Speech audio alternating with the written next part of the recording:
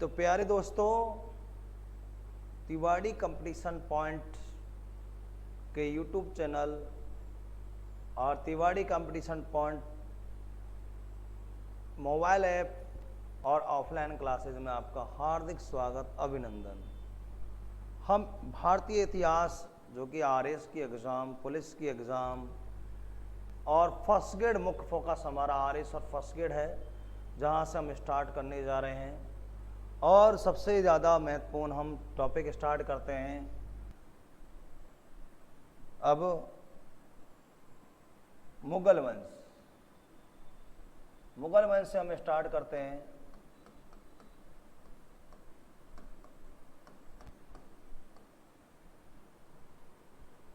प्रश्न एग्जाम में सबसे ज्यादा आते हैं। पेपर में यह आता है कि प्रारंभ में मुगल राजाओं को क्या कहते थे? मंगोल कहते थे।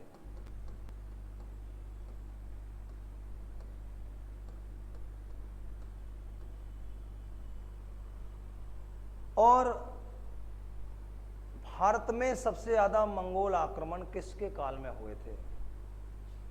तो भारत में सर्वाधिक मंगोल आक्रमण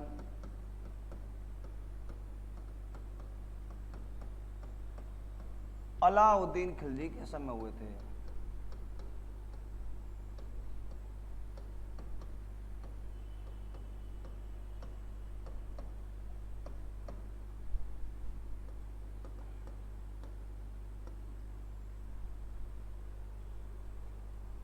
लेकिन हिंदुस्तान में मुगल वंश का संस्थापक कौन था? तो भारत में मुगल वंश का संस्थापक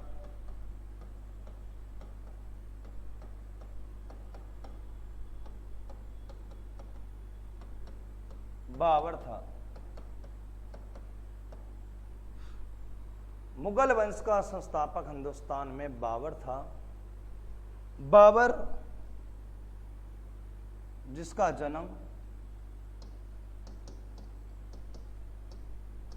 जन्म हुआ इसका 14 फरवरी 1483 ईस्वी को फरगना के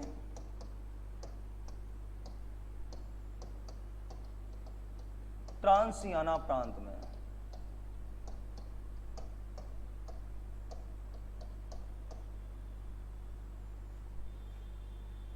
चौदह फरवरी 1483 को फरगना के ट्रांसियाना प्रांत में इसका जन्म हुआ। इसके पिता का नाम था उमर शेख मिर्जा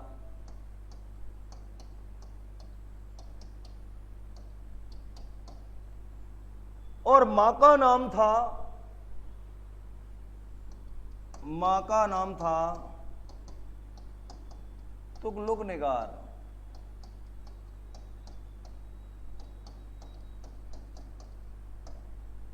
कहीं कहीं तुगलक निसा भी कहते हैं इसको, तुगलक निसा भी कहा जाता है। बाबर के पिता समरकंद के राजा थे।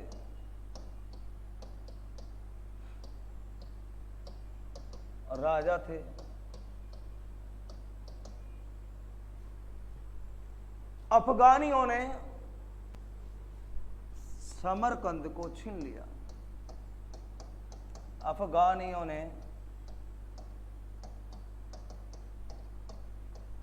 समरकंद छीन लिया।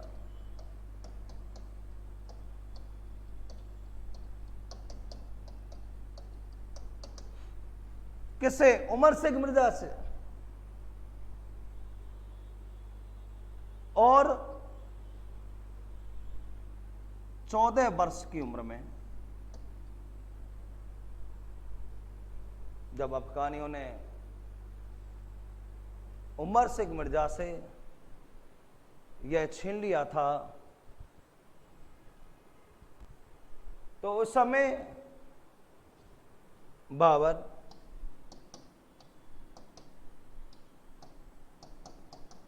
का राज्य तिलक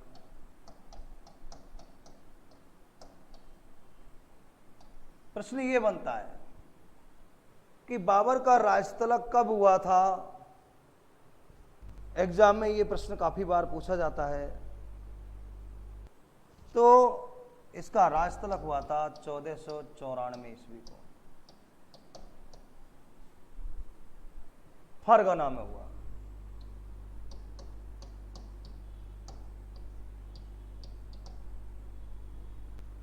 फरगना में बाबर ने समरकंद पर 4 बार आक्रमण किया। कंद पर 4 बार अटैक किया, आक्रमण किया, जिसमें 1 बार जीता, 3 बार हार गया।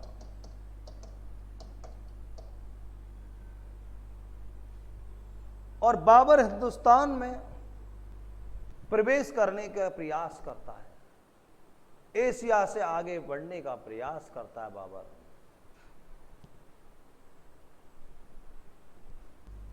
बाबर ने 1504 ईस्वी को काबुल पर आक्रमण किया, काबुल जीता। 1504 ईस्वी को बाबर ने काबुल को जीत लिया था और बाबर ने 1507 ईस्वी को कंधार को जीत लिया।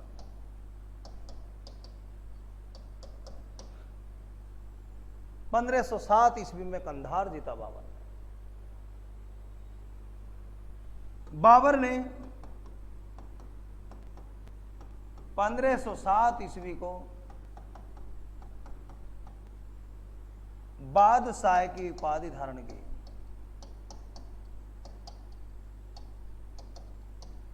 उपाधि धारण की।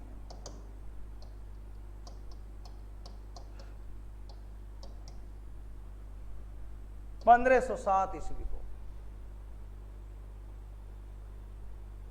प्रश्न यह बनता है कि बाबर हिंदुस्तान पर कितनी बार आक्रमण करता है। बाबर ने हिंदुस्तान पर कुल 5 बार आक्रमण किया।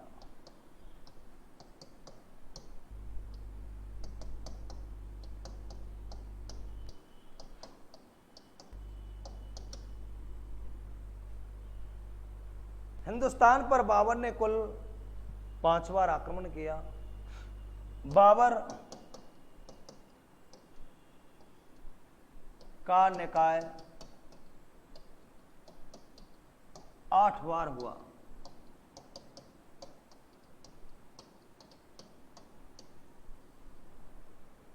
8 पत्नी थी बाबर के। नंबर 1 महम बेगम,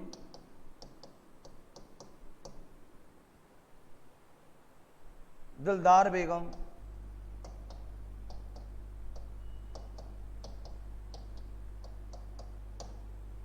महम बेगम, दिलदार बेगम, मुबारका,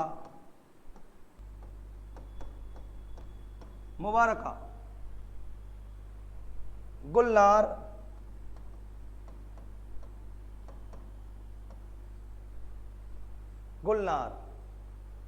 मौसमा,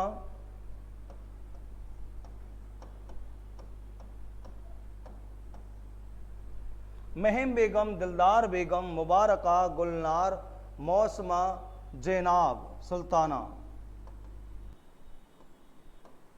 जैनाब सुल्ताना।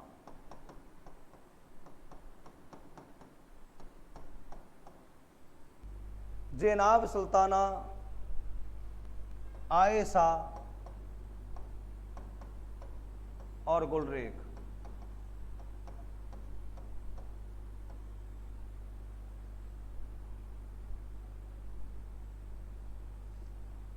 गुलरेख।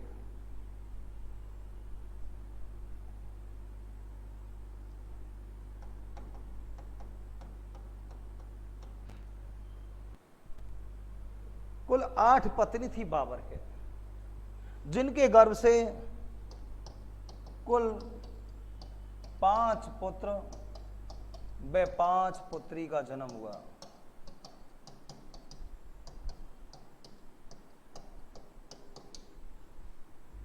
लेकिन 4 पुत्र व 1 पुत्री जीवित बची।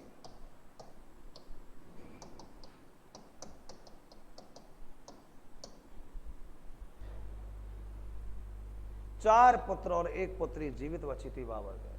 4 पुत्र कौन कौन से थे? हुमायूं,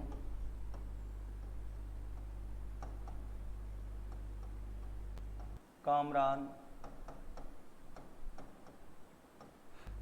हिंदाल,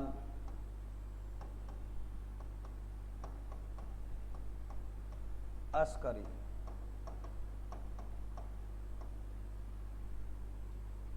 हुमायूं, कामरान, हिंदाल, अस्करी 4 पुत्र और 1 पुत्री थी।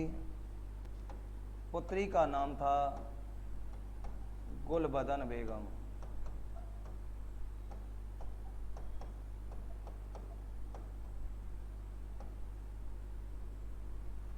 ये पुत्री थी, गुलबदन बेगम थी, जिसने हुमायूंनामा की रचना की थी। बाबर ने 1517 ईस्वी को हेरा पर आक्रमण किया।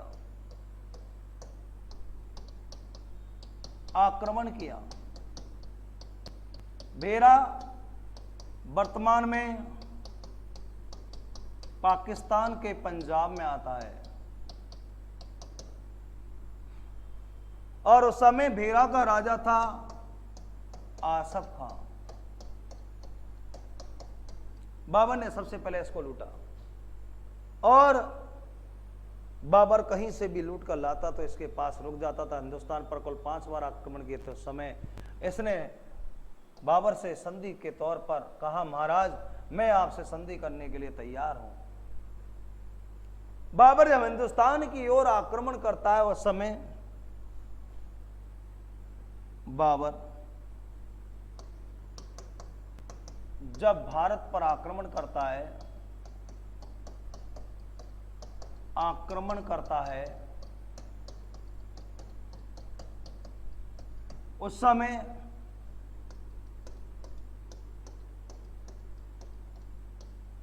दिल्ली का शासक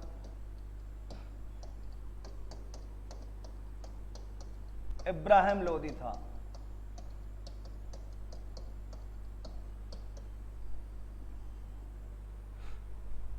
दिल्ली का राजा इब्राहिम लोदी था। अयोग्य था ये लोदी वंश का, अकुशल था, निपुण नहीं था राज्य शासन चलाने में।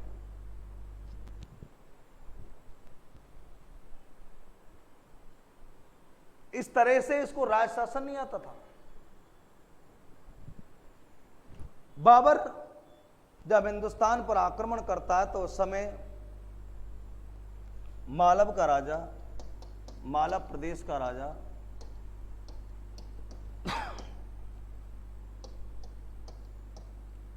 महमूद खिलजी सेकंड,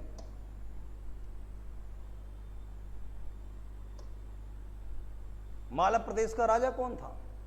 महमूद खिलजी सेकंड था। उस समय बंगाल का राजा था नुसरत शाह।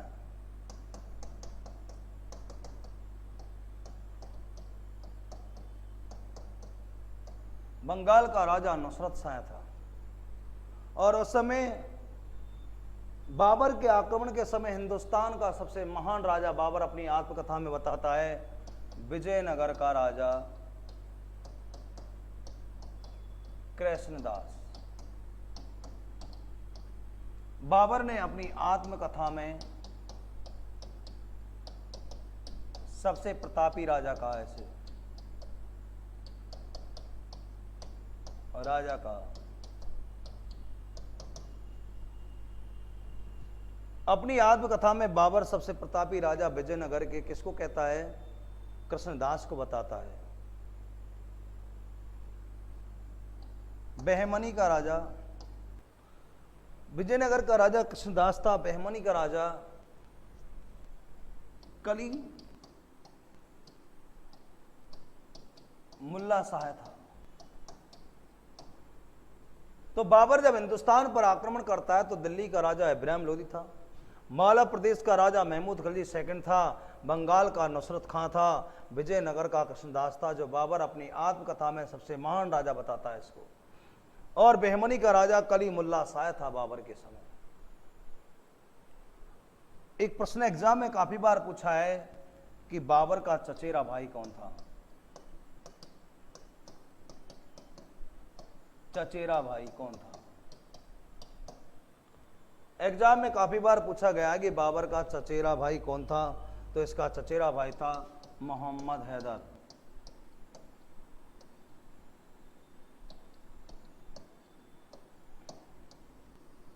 मोहम्मद हैदर था। अब बाबर को हिंदुस्तान पर बुलाने वाले कौन कौन थे? तो देखो, राजस्थान का इतिहास तो कहता है, राजस्थान इतिहास कहता है कि बाबर को हिंदुस्तान में बुलाने वाले, हिंदुस्तान में बुलाने वाला राणा सांगा था।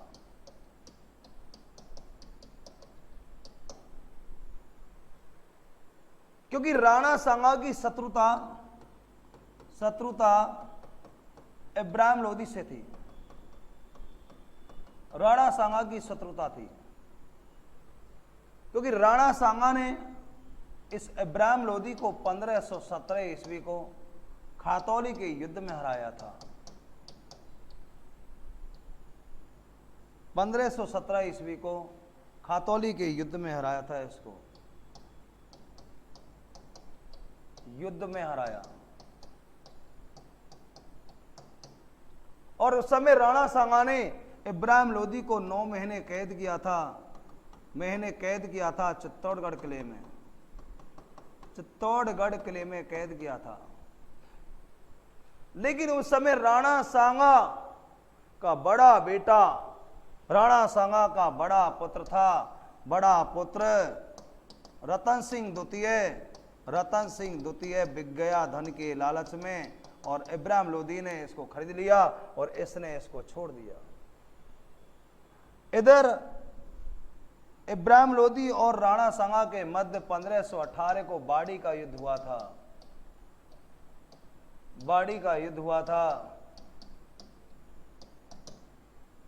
और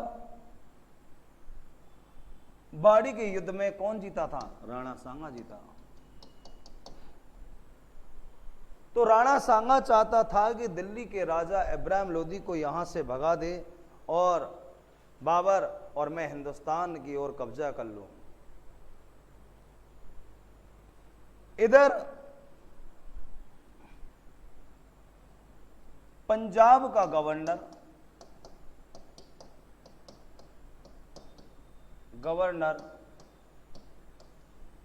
दौलत खां लोदी था।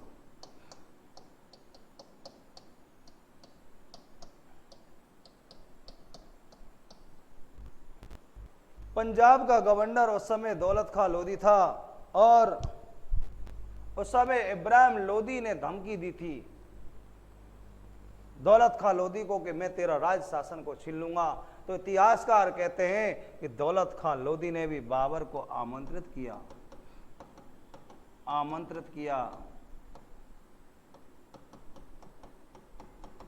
और इतिहासकार कहते हैं कि उस समय बाबर को बुलाने के लिए दौलत खां लोदी ने दिलावर खां और आलम खां को भेजा था। दिलावर खां व आलम खां को भेजा था।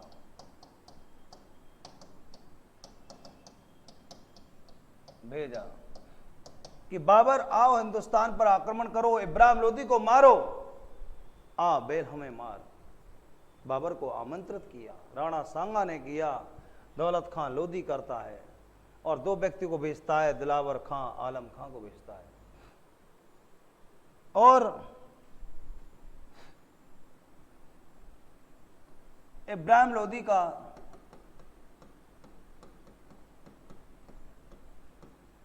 चचेरा महमूद लोदी भी बाबर का साथ देता है, आमंत्रित करने के लिए देता है, चचेरा भाई। प्रश्न एग्जाम में आता है कि बाबर हिंदुस्तान पर आता है और बाबर और इब्राहिम लोदी के मध्य पानीपत का पहला युद्ध हुआ, फर्स्ट युद्ध हुआ। यह युद्ध बाबर और इब्राहिम लोदी के मध्य हुआ, जिसे जहीरुद्दीन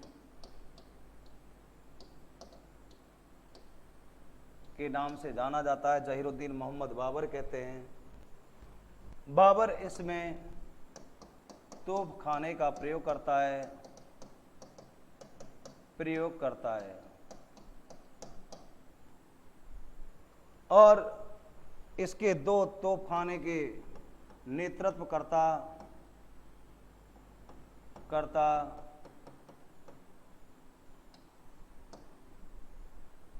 उस्ताद अली और मुस्तफा थे।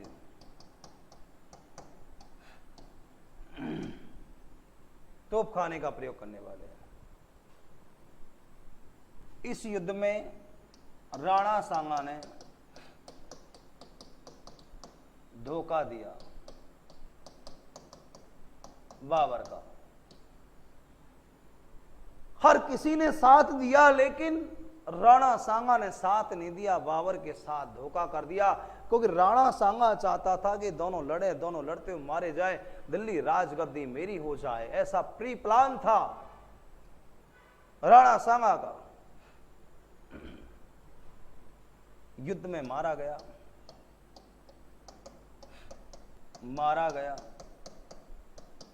पानीपत का मैदान हरियाणा में है।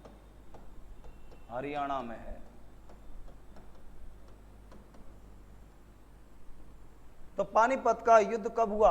और युद्ध हुआ था 21 अप्रैल 1526 को हुआ।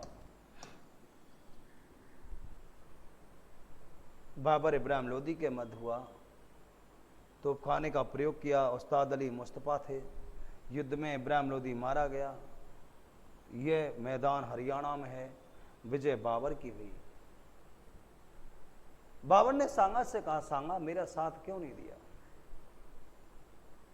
सांगा ने कहा, महाराज मैं बीमार हो गया, क्योंकि बाबर के सांगा के खातौली में हाथ कट गया था, बॉडी में टांग फ्रैक्चर हो गई थी और गागरोन में आंख चली गई थी। तो बाबर ने कहा, ठीक है सांगा, मैं अब आक्रमण कर रहा हूं आगरा पर। और आगरा पर आक्रमण करता है बाबर, पर आक्रमण करता है। बाबर ने किया। लेकिन एक प्रश्न हमारा रह गया था। पानीपत का युद्ध जीतने के बाद बाबर ने कलंदर की उपाधि धारण की।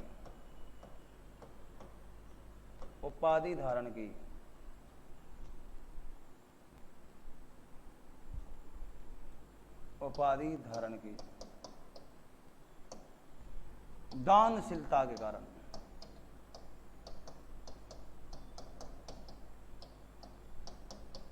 कहते हैं कि बाबर ने प्रत्येक काबुल के निवासी को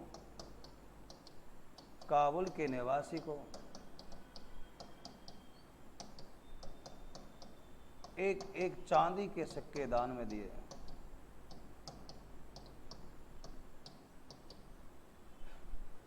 इसलिए कलंदर की उपाधि धारण की बाबर ने। दानशीलता के कारण ये थी। और बाबर ने आगरा पर आक्रमण किया 1526 को। 26 को सांगा ने धोखा दे दिया, ने धोखा दिया, लेकिन यह लूटने में कामयाब हो गया। बाबर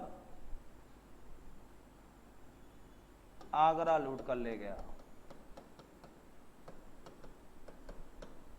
ले गया, सफल हो गया ये। बाबर ने कहा सांगा गड़बड़ कर दिया आपने, तो बहुत बड़ी गड़बड़ कर दी। मैंने तो कहा था भाई आप मेरा साथ देते, लेकिन आपने तो मेरे खिलाफत ही सेना भेज दी, मुझे मारने के लिए भेजी थी। और बाबर ने अपने बहनोई मेहंदी ख्वाजा से कहा कि जाओ राणा सांगा पर आक्रमण करो। और 16 फरवरी 1527 को दोनों के मध्य बयाना का युद्ध हुआ, और इस युद्ध में जीत गया राणा सांगा, जीत गया। बयाना का युद्ध हुआ 16 फरवरी 1527 को। मेहंदी ख्वाजा और राणा सांगा के मध्य हुआ था, और इस युद्ध में राणा सांगा जीत गया, हार गया। मेहंदी ख्वाजा भागकर पहुंचा बाबर के पास, कहा कि मेरे को आपने तोपखाना क्यों नहीं दिया, मैं तो युद्ध में मार जाता, हमारे मरने के बाद थारी बहन को कौन रखता। तो मेहंदी ख्वाजा राणा सांगा के मध्य हुआ था, बयाना का युद्ध हुआ 16 फरवरी 1527 को हुआ, और राणा सांगा जीत गया। बाबर ने कहा सांगा यहां तो सवाल बहन का पैदा हो गया, मामला खराब हो गया भाई, और हो जाता है खानवा का युद्ध। खानवा का युद्ध हो जाता है, और युद्ध हुआ 17 मार्च 1527 को हुआ। मैदान में सेना 16 मार्च को आई थी, 17 मार्च को युद्ध हुआ, और युद्ध हुआ था गंभीर नदी के किनारे राजस्थान के भरतपुर में हुआ। भरतपुर में मैदान है ये खानवा का, और राणा सांगा और बाबर के मध्य हुआ।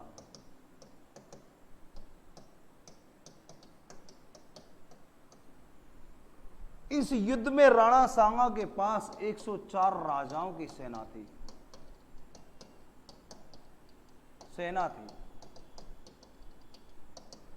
सांगा बलशाली था।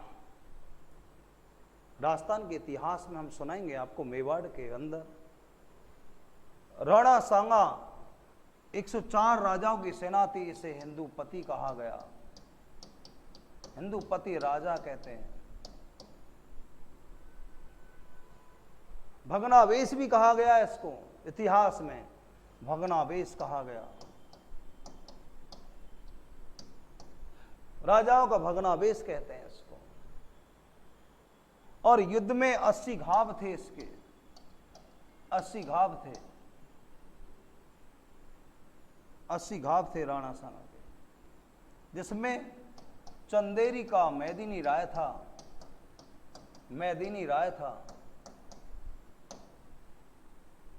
और आमेर का पृथ्वीराज था, मारवाड़ का मालदेव था,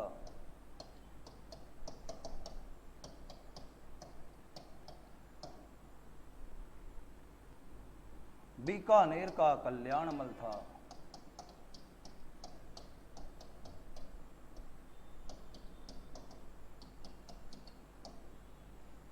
बीकानेर का कल्याणमल था। सेनापति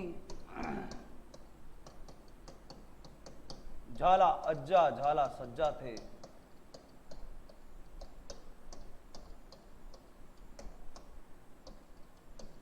राणा सांगा के पास सरोई का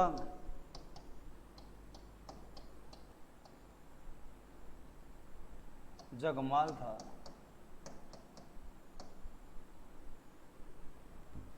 ये सब राणा सांगा के साथ कुल मिला के 104 राजाओं की शरारत थी। और एकमात्र मुसलमान था, एकमात्र मुसलमान था सलहदी तबर।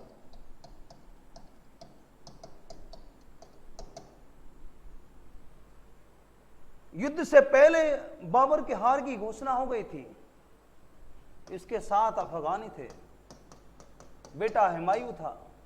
युद्ध से पहले हार की घोषणा कर दी, हार की घोषणा कर दी थी ज्योतिष मोहम्मद शरीफ ने कर दी थी कि बाबर तो युद्ध में हारेगा। बाबर ने कहा मोहम्मद शरीफ से कि महाराज ज्योतिषाचार्य, आपने मेरे हार की घोषणा क्यों की है? कि मैंने कहा था आप युद्ध से एक माह पहले शराब मत पियो, मांस मदिरता मत खाओ, ऐस आराम जिंदगी जी लो, वो मत करो। बाबर समझ गया और बाबर ने सभी सेना को इकट्ठा किया और जिहाद का नारा दे दिया। जिहाद का नारा दिया बाबर ने। ये आतंकवादियों को सिखाया जाता है जिहाद का नारा, जिसमें कहा जाता है कि आपको सब कुछ अल्लाह के लिए करना है। ऐसा सुना है, आतंकवादियों को जिहाद सिखाया जाता है। पूरे मुसलमानों को बाबर ने सेना इकट्ठी की, कहा कुरान पे हाथ धर के कसम खाओ अंतिम सांस तक युद्ध लड़ोगे, और जिहाद का नारा दिया और सोने चांदी के पात्रों को उसने सेना में बांट दिया। किसने? बाबर ने। चलते युद्ध में राणा सांगा के सर में तीर लग गया। चलते युद्ध में सांगा के सर में तीर लग गया। तीर लगा तो मेवाड़ का राजमुकुट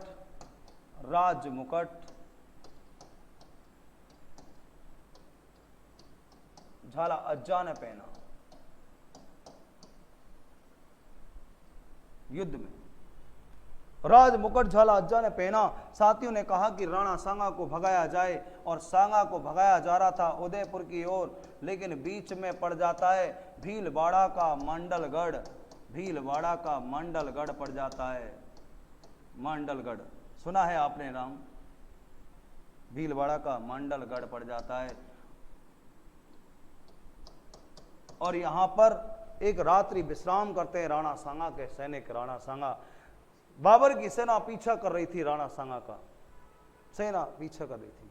और यहां पर साथियों ने क्या किया? मंडलगढ़ में 12 खंभों की छतरी बना दी राणा सांगा की, और वहां लिख दिया राणा सांगा की दाह संस्कार स्थली। लेकिन राणा सांगा मरा नहीं था, लेकिन जिंदे की छतरी बना दी जिससे सेना पीछा नहीं करे, विमुख होके चली जाए। लेकिन सांगा मरा नहीं था। यहां पर ध्यान रखना, नोट टू पॉइंट इंपॉर्टेंट। लेकिन राणा सांगा को यहां से ले जाकर चंदेरी ले जाया गया, और चंदेरी में कुछ दिनों तक रोका। और यहां से राणा सांगा को उत्तर प्रदेश के कालपी में ले जाया गया, और कालपी में इरिच गांव में ले जाया गया। ये ध्यान रखना, कुछ इतिहासकार कहते हैं कि कालपी गुजरात में है, कुछ इतिहासकार कहते हैं कालपी एमपी में है, जबकि आरएस के एग्जाम में और सेकंड ग्रेड के एग्जाम में कालपी यूपी माना गया है। यहां पर सांगा सही हो गया, लेकिन सांगा जैसे ही सही हुआ, खबर लग गई कि बाबर चंदेरी पर आक्रमण करने वाला है। खानवा के युद्ध में जीत बाबर की हुई और गाजी की उपाधि धारण की बाबर ने। गाजी की उपाधि धारण की बाबर ने की। गाजी की उपाधि धारण बाबर ने कर दी। जीत गया कौन? बाबर। और बाबर ने कह दिया कि मैं अब चंदेरी पर आक्रमण करूंगा, और चंदेरी पर आक्रमण कर देता है कौन? बाबर चंदेरी का युद्ध होता है 29 जनवरी 1528 को। सांगा से साथियों ने कहा महाराज अपन मेवाड़ की ओर चलते। सांगा ने कहा मैं कसम खाता हूं जब तक बाबर को मार नहीं दूंगा मेवाड़ में कदम नहीं रखूंगा। साथियों ने कहा भाई ये तो मरवाएगा। वो कहते न हम तो डूबे सनम तुमको ले डूबे, ऐसा करने वाला था। और क्या हुआ, साथियों ने मुख्य रूप से सरोई के राजा अर्थात राणा सांगा का जीजा जगमाल, जीजा था इसका ध्यान रखना, जीजा जगमाल ने क्या किया, सांगा को जहर दे दिया। सांगा को कालपी नामक स्थान पर जहर दे दिया, दूध में शीशे के कण मिला के पिला दिया। और राणा सांगा को लाया जा रहा था जब उस समय तो दौसा के वसवा नामक स्थान पर सांगा की मृत्यु हुई। और यहाँ सांगा की 12 खम्भों की छतरी बनी हुई है। तो राणा सांगा की 12 खम्भों की छतरी 2 जगह है, एक तो भीलवाड़ा के मांडलगढ़ में है, दौसा के बसवा में है। लेकिन राणा सांगा मरा एक्चुअलिटी कहां था, दौसा के बसवा में मरा था। याद रखना बेटाओ, 2 जगह है 12 खम्भों की, भीलवाड़ा के मांडलगढ़ में, दौसा के बसवा में है। चंदेरी के युद्ध की घोषणा हो गई और ये हुआ था बाबर प्लस मेदिनी राय के मध्य हुआ। और इस युद्ध में बाबर ने बहुत भयानक घटना कर दी, हिंदुओं के सिर को काट काट कर दीवार में चुन दिया, हिंदुस्तान के हिंदुओं का रक्त बहाया बाबर ने। तुर्की था बाबर, सिर को काट दिया, हमारे हिंदुओं के खून को निचोड़ दिया बाबर ने। इसमें भी बाबर ने जिहाद का नारा दिया और जीत गया बाबर। पानीपत जीत गया बाबर, खानवा जीत गया बाबर, चंदेरी जीत गया बाबर, 3 युद्ध लगातार जीत गया बाबर। पानीपत, खानवा और चंदेरी तीनों युद्धों को जीतने के बाद बाबर ने घोषणा कर दी कि अफगानियों तुमने मेरा साथ दिया है, क्या पता कल तुम ही मेरे साथ धोखा दे सकते हो। तो घाघरा का युद्ध हो गया 6 मई 1529 को हो गया। 6 मई 1529 को युद्ध हुआ, घाघरा का युद्ध हुआ था। और यह युद्ध हुआ था बाबर और महमूद लोदी के मध्य हुआ। और इस युद्ध में भी जीत गया कौन, बाबर जीत गया। महमूद लोदी इस युद्ध में हार गया और इसमें महमूद लोदी का साथ दिया था बंगाल के शासक नुसरत शाह ने दिया साथ।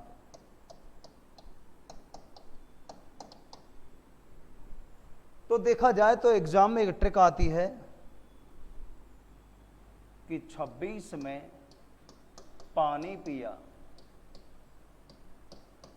27 में खाना खाया, 28 में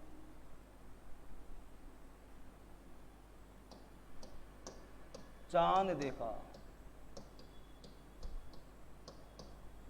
29 में घर गया, 30 में मर गया।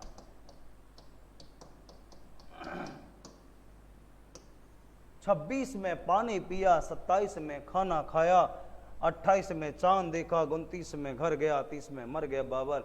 यानी पानीपत का युद्ध हुआ 1526, खानवा 27, 28 में चंदेरी का, 29 में घाघरा का, 30 में मर गया बाबर।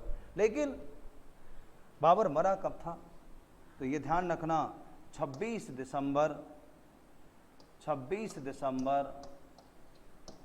1530 को इब्राहिम लोदी की मां ने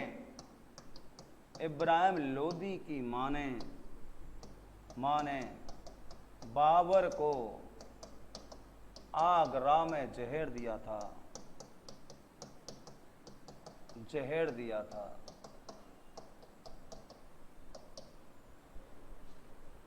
आगरा में जहर दिया था और बाबर को आगरा में स्थित आराम बाग में दफनाया गया, दफनाया। लेकिन बाबर की अंतिम इच्छा थी, बाबर की अंतिम इच्छा थी, अंतिम इच्छा थी, इच्छा मैं मरूं तो मुझे काबुल में दफनाया जाए। और कहते हैं कि बाबर को एक विधवा स्त्री, और हो सकता है बाबर की प्रेमिका हो सकता है उसकी पत्नी हो, वर्णन नहीं मिलता इतिहासकार में, और बाबर की कब्र को खोद कर ले गई और बाबर को काबुल में दफनाया। कब्र को खोद कर ले गई बाबर की को, और बाबर को कहां दफनाया था, यानी कि काबुल में दफनाया था बाबर को। बाद में बाबर की आत्मकथा का नाम था तुजुक ए बाबरी, ए बाबरी, या बाबरनामा कह सकते हैं। और बाबर ने तुर्की भाषा में लिखी थी।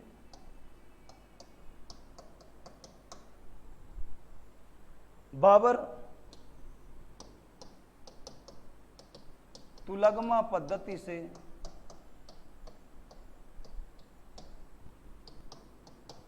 युद्ध करता था।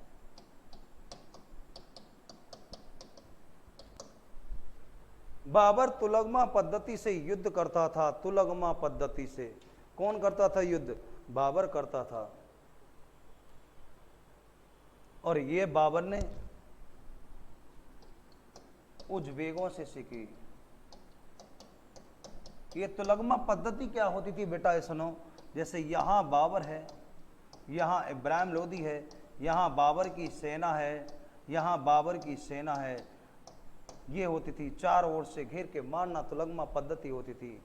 बाबर उस्मानी विधि से तोप सजाता था, विधि से तोप सजाता था।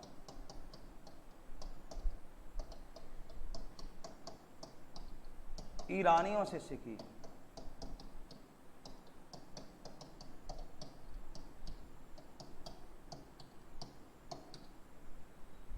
तुलगमा पद्धति से युद्ध करता था बाबर, उज्बेकों से सीखी थी। और उस्मानी विधि सीखी थी किससे? ईरानियों से सीखी थी बाबर ने।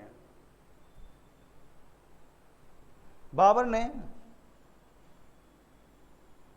ने भूमि मापने के लिए गजे बावरी प्रारंभ की, बावरी प्रारंभ की। भूमि मापने के लिए बाबर ने कौन सी पद्धति को लागू किया था? गज ए बावरी को लागू किया था बाबर ने। बाबर ने दीवान की रचना की। वैसे दीवान एक संग्रह को कहते हैं, बाबर ने की। दीवान एक संग्रह को कहते हैं, जिसकी रचना भी कहते हैं कि बाबर ने ही की थी इसने। और देखा जाए तो रिसाल ए उसज की रचना, रिसाल ए उसज की रचना बाबर ने की। रिसाल ए उसज की रचना बाबर ने की थी। रिसाल ए उसज की रचना किसने की? बाबर ने की थी। दीवान संग्रह के नाम से रचना बाबर करता था। और बाबर की आत्मकथा का नाम था तुजुक ए बाबरी था।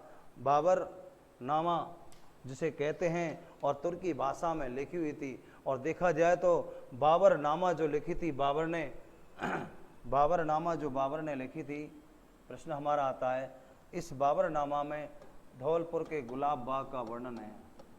धौलपुर के गुलाब बाग का वर्णन है, बाग का वर्णन है।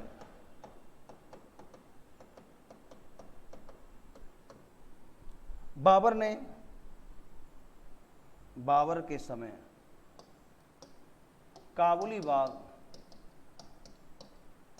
बाग की मस्जिद पानीपत में बनी।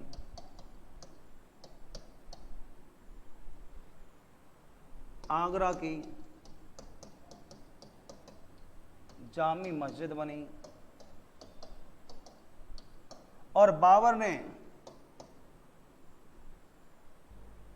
बाबरी मस्जिद का निर्माण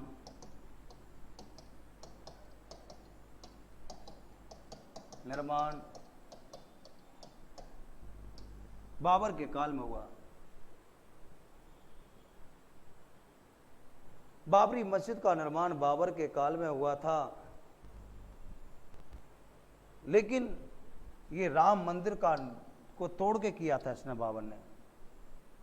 और इसको बनाने वाला उसका सेनापति था मीर बकी।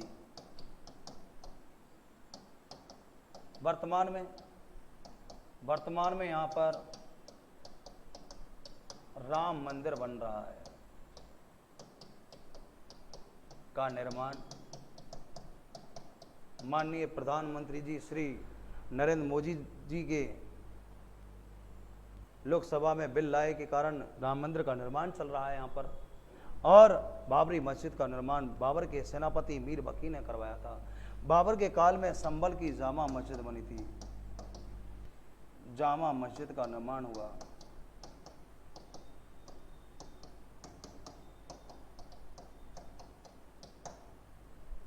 संभल की जामा मस्जिद का निर्माण भी बाबर के काल में हुआ था। देखा जाए तो बाबर ने हिंदुस्तान में एक खेल लाया था। बाबर के समय गंजीफा खेल भारत में प्रारंभ हुआ और चौखाने वाले बाग का निर्माता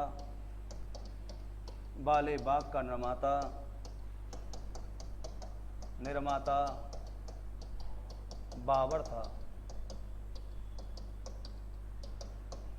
चौखाने वाले बाग का निर्माता बाबर था। चौखाने वाला बाग, पहले हमारे यहाँ गोल बाग होते थे, लेकिन चौखाने वाले बाग का निर्माता भी कौन था? बाबर था। बाबर की अंतिम इच्छा थी कि मैं मरूं तो मुझे काबुल में दफनाया जाए। और बाबर ने अपने पुत्र हुमायूं से कहा था कि बेटा, मेरे मरने के बाद अपने साम्राज्य को अपने भाइयों में बांट देना। और बाबर के मरने के बाद राजगद्दी पर कौन बैठता है? हुमायूं बैठता है। कल हम हुमायूं पढ़ेंगे। तिवाड़ी कंपटीशन पॉइंट यूट्यूब को लाइक करें, सब्सक्राइब करें। आपको पूरा फर्स्ट ग्रेड इतिहास प्लस आरएस के इतिहास की क्लासें आपको पूरा यूट्यूब पर फ्री मिलेंगी। लगभग 450 वीडियो होंगी पूरे इतिहास की। धन्यवाद, प्रणाम।